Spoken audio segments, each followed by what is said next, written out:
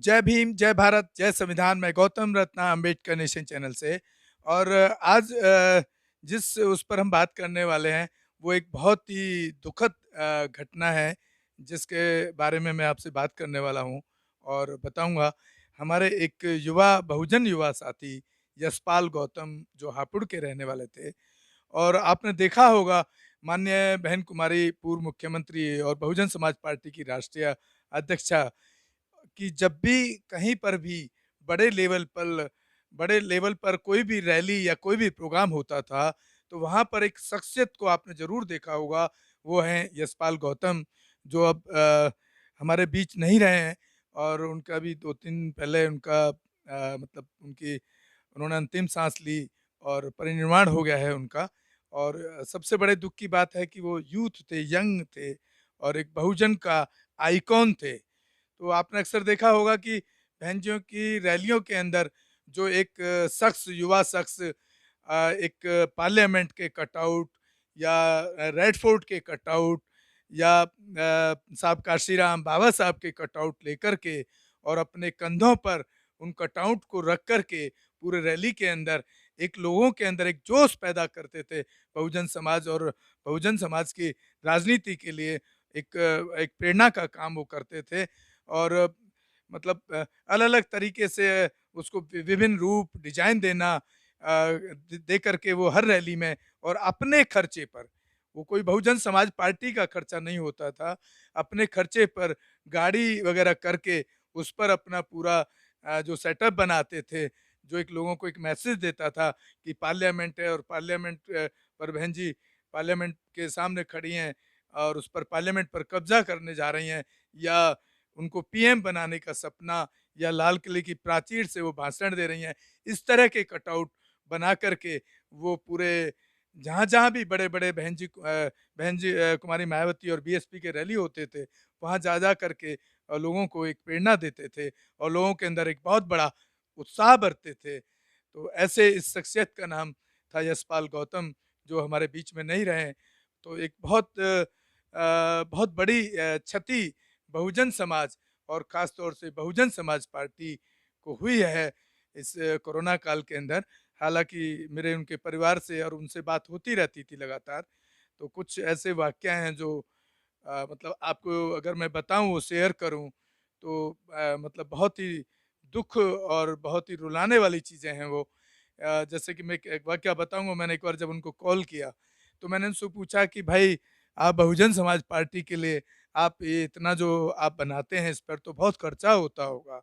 तो ये क्या आपको बहुजन समाज पार्टी देती है, या पार्टी के कुछ कार्यकर्ता इसमें आपको कुछ आर्थिक मदद करते हैं इसको बनाने में? तो उन्होंने बिल्कुल साफ मना किया कि नहीं, ये सारा जो है मैं अपने खर्चे पर बनाता हूँ। और उनका एक हापुड़ में अच्छा खासा एक फर्नीचर का शोरूम था और खुद एक बहुत बड़े निपुण कारीगर, कारपेंटर का काम वो खुद करते थे। और उनकी जो 3 बेटियाँ हैं, बेटा उनका नहीं है शायद, जो मेरे नॉलेज में है। जब मेरी बात हुई, 3 बेटियाँ हैं उनके पास और अभी छोटी हैं बच्चियाँ। तो मैं एक बहुजन समाज से अपील करना चाहता हूँ इस शख्सियत के लिए, जिनसे भी हो, जो भी हो, अ, हापुड़ जाएँ या उनके परिवार से बात करके, उनका अकाउंट नंबर लेकर के, उनको अगर आप कुछ बहुजन समाज के नाते और जिस तरह से वो बहुजन समाज को एक प्रेरणा देने का काम करते थे, बहन जी की सरकार बनाने का काम करते थे, उनको आप एक आर्थिक मदद के रूप में, मैं ऐसा अपील बहुजन समाज से करना चाहता हूँ कि उनको एक आर्थिक तौर पर जो भी, जिससे जो उनको हेल्प हो पाए, वो ज़रूर करने की कोशिश करें। एक नंबर जिस पर मेरी बात होती थी, वो भी मैं आपको शेयर कर रहा हूँ। ये नंबर अभी उनके एक छोटे भाई हैं, राजीव गौतम, उनके पास है, तो उनसे बात करके अगर आप कुछ आर्थिक मदद पहुँचाना चाहते हैं इस शख्सियत को, क्योंकि उनके छोटे बच्चे हैं और अब ज़िम्मेदारी उनकी वाइफ़ पर है। और इनका नंबर भी मैं शेयर कर रहा हूँ आपको, 821850 00060। मैं एक बार दोबारा रिपीट कर रहा हूँ, 821850 00060। ये उनके भाई के पास नंबर है। तो अगर कोई आप आर्थिक मदद या किसी तरह की मदद करना चाहते हैं, तो उनके भाई राजीव गौतम जी को आप कॉन्टैक्ट कर सकते हैं और मैं मेरी तरफ से उनको विनम्र श्रद्धांजलि और सत-सत नमन। दूसरा, अक्सर ये देखा गया है, एक बहुत कड़वी सच्चाई मैं आपको जो बताने जा रहा हूँ अपने चैनल के माध्यम से, एक ये भी देखा गया कि बहुजन समाज पार्टी में जो कार्यकर्ता के रूप में जो बिल्कुल किसी बिना लालच के पार्टी के लिए काम करता है। अक्सर ये देखा गया है, कई केसेज़ हमारे सामने आए हैं इस तरह के, उसमें बहुजन समाज के बड़े पदाधिकारी जब इस तरह की कोई मिसहैपनिंग हो जाती है, तो उस कार्यकर्ता को जाकर के कोई बहुत बड़ा उसके साथ में सपोर्ट में नहीं खड़े होते हैं, ख़ास तौर पे आर्थिक मदद के रूप में नहीं खड़े मैंने देखा है कभी भी।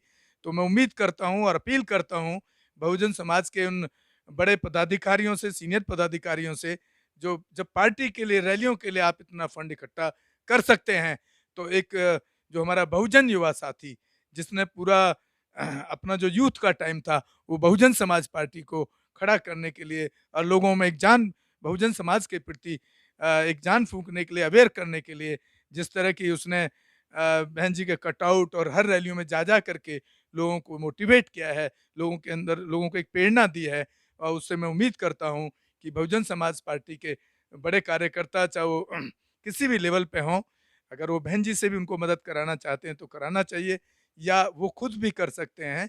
तो मैं समझता हूँ, एक अपील करना चाहता हूँ बहुजन समाज के सभी साथियों से और विशेष तौर पर बहुजन समाज पार्टी के बड़े पदाधिकारियों से कि उनको जाकर के ये यशपाल गौतम भाई जो अब नहीं रहे, उनको ज़रूर आर्थिक मदद के रूप में कुछ न कुछ मदद करनी चाहिए। तो एक बार दोबारा से जो मैं वाकया बता रहा था, तो जब मैंने उनसे पूछा कि भाई आप इतना मेहनत करते हैं और ये इस तरह से बनाते हैं, डिज़ाइन करते हैं, बहुत पैसा लगता होगा।